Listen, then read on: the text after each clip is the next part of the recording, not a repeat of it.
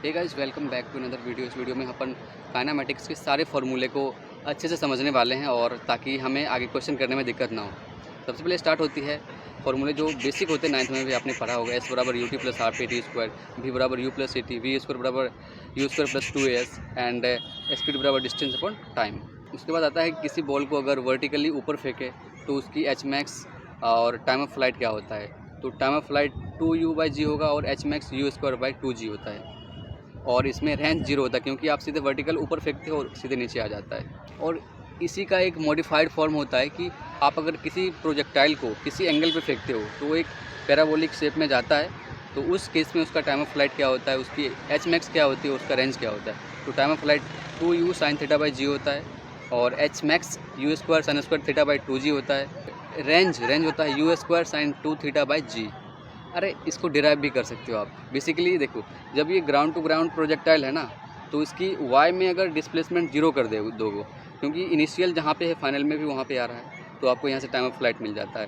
Time of flight मिल जाता है और एक्स कंपोनेंट को अगर टाइम से मल्टीप्लाई करते हो तो आपको रेंज मिल जाता है। और एच मैक्स के लिए क्या करते हो, वी स्क्वायर बराबर यू स्क्वायर प्लस 2as, यानी जब मैक्सिमम पॉइंट पे होगा तो वाई कंपोनेंट में जो वेलोसिटी होता है वो 0 होता है। और एक प्रकार का क्वेश्चन बन जाता है कि किसी प्रोजेक्टाइल को किसी इंक्लाइन पे अगर ऊपर फेंकते हैं तो उस केस में मतलब उसका time of flight, range, H max क्या होता है।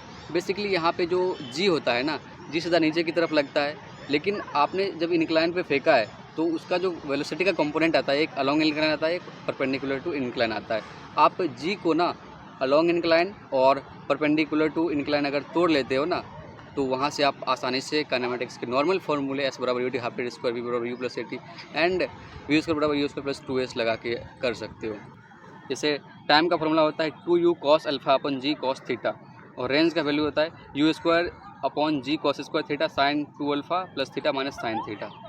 जब आप किसी थीटा एंगल के इंक्लाइन पे, जब कोई इंक्लाइन पे थीटा एंगल पे इंक्लाइंड हो और जब प्रोजेक्टाइल कर रहे हो आप वो अल्फ़ा एंगल पे कर रहे हो। तो फिर एक अच्छा कॉन्सेप्ट आता है रिलेटिव वेलोसिटी का।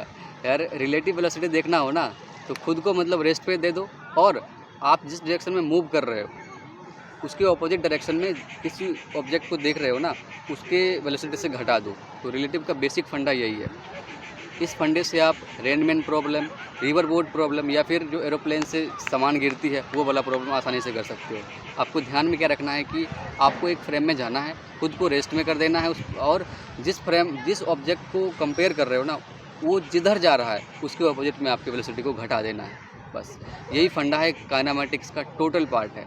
आप आसानी से कर सकते हो। ये बेसिक फार्मूले थे जो कि हर एक क्वेश्चन को करने में ज़रूरी होता है। ये IIT JEE के लिए वीडियो था। Thank you, thanks for watching this video.